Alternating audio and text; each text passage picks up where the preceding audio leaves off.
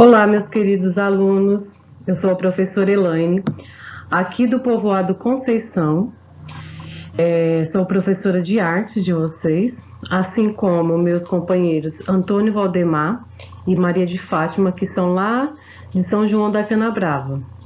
E hoje aqui com vocês do sexto ano, eu trago um assunto bem importante, onde ele vai abordar materiais, o tecido, a renda e o bordado. Materiais. A artista Sônia Gomes, ela utiliza materiais que nem sempre são comuns em obras de artes, já que, por muito tempo, os artistas privilegiaram outros tipos de materiais mais duráveis, como a tinta a óleo, o mármore e o bronze. Sônia Gomes optou por materiais perecíveis, como tecido, rendas e bordados para a produção dos seus trabalhos. Então quer dizer, gente, que Sônia Gomes, ela prefere trabalhar com tecidos, rendas e bordados, né? Ela acha uma maneira muito mais fácil, muito mais bonita e agradável. Agora eu vou falar para vocês sobre o tecido. Um tecido é basicamente o resultado de entrelaçamento de fios ou de fibras.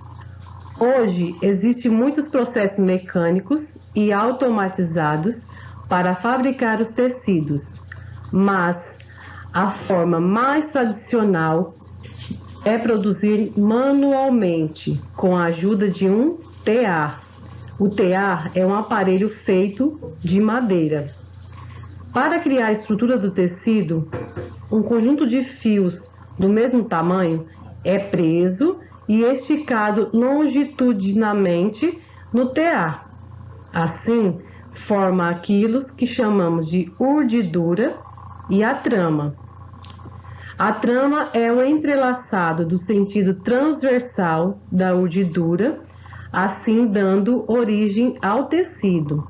Então tá aí, né, um pouquinho da história do tecido, né, como ele é produzido, como ele é feito. Os fios usados para tecer são feitos de fibras. Elas podem ser naturais, de origem vegetal, animal ou mineral, e também artificiais ou sintéticas. Um exemplo de fibra de origem vegetal é o algodão. Já as fibras de origem animal podem vir da secreção glandular de alguns insetos, como no caso o bicho da seda, que é produzido a partir do casulo do bicho da seda, ou pelos de animais, como lãs retiradas de ovelhas. Então aí em cima vocês podem observar, né, que aí é um tear, onde as mulheres estão produzindo esse tecido, né? Aí tem os fios, igual já foi explicado, né? A fibra, eles vão colocar nesse aparelhinho para fazer o tecido. Já as fibras naturais podem vir de matérias-primas, como o carbono e o amianto. As fibras artificiais, como o viscose e o acetato, são produzidas em laboratórios com matérias-primas naturais, como a celulose extraída da madeira. Para transformar a fibra em linha, é preciso fiá-la, torcê-la aos poucos até transformá-la em um fio. Então esse é o processo, né? Para transformar a fibra em linha, primeiro você vai ter que fiá-la, torcê-la, para aos poucos ela se transformar num fio. Então é um processo bem, né, demorado, bem complicado. Agora eu vou falar um pouquinho sobre a renda. A renda é um tipo de tecido fino e delicado que se caracteriza pelos desenhos formados por sua trama mais aberta, cheia de pequenos furos. A renda Nhanduti foi criada pelos indígenas Guarani, lá do Paraguai. É produzida com linha e agulha de costura em um pequeno tear circular. Aqui eu já trago outro tipo de tear, né? é o tear da renda. Ele é menor, mas também é de madeira. É onde os indígenas ou as costureiras, elas produzem, né, as rendeiras, produzem sua renda. A renda renascença, originada na Europa, em Veneza, na Itália, e chegou ao Brasil no período da colonização. Para produzir a renda renascença, primeiro é necessário desenhar um molde e prendê-lo a uma espécie de almofada. Depois, alinha-se o risco com lacê, que é um tipo de fita plana de algodão, para então passar a agulha com a linha nas áreas vazadas, formando então a renda. No Brasil, a produção de renda renascença é mais famosa e é na região do Cariri, na Paraíba. Então, essa renda é mais famosa lá no Cariri, na Paraíba. Então, aí na imagem abaixo, vocês podem notar, né, que tem esse tipo de renda, que chama renda renascença, que é um tipo de renda muito bonita. E para fazê-la, acontece todo esse processo que eu já expliquei para vocês agora. Agora vamos falar um pouquinho sobre o bordado. O bordado é um tipo de decoração em tecidos, feito com agulha e linha, à mão ou à máquina. Essa técnica surgiu durante a antiguidade, entre os povos como os babilônios e os egípcios.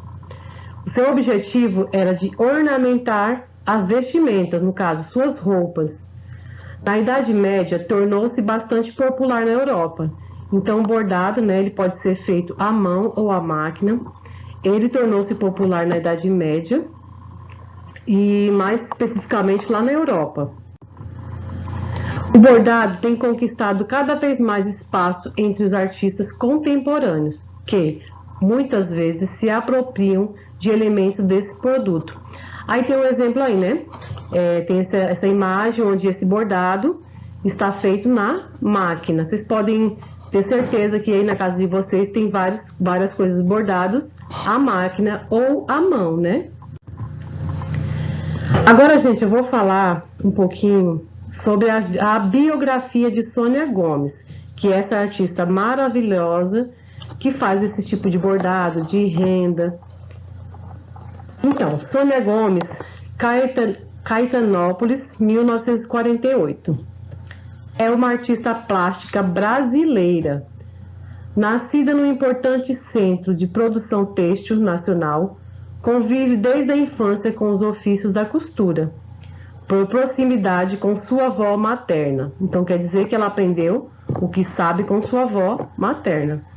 As obras de Sônia Gomes se edificam sobre os tecidos antigos, passados, pedaços da vida que são transformados e submetidos a bordados e torções, se tornando esculturas de pano e arquitetura impregnada de memória, que esbarra nas questões de identidade racial em um elo vital com a vida da artista. Em 2012, ela foi indicada pela primeira vez ao Prêmio Pipa, que premia artistas visuais contemporâneos. Então, quer dizer, essa artista ela é super renomada, né? Ela é brasileira e é renomada porque ela já ganhou vários prêmios, né? Inclusive esse prêmio Pipa, que é muito importante. Assim, ele é visto como tem muita importância, né, no meio dos artistas. Então, gente, essa nossa aula de hoje foi sobre os materiais, né? O tecido, a renda e o bordado, e um pouquinho da biografia de Sônia Gomes. Eu espero que vocês tenham gostado. Fiquem com Deus. Um abraço virtual a todos e muito obrigado e até a nossa próxima aula.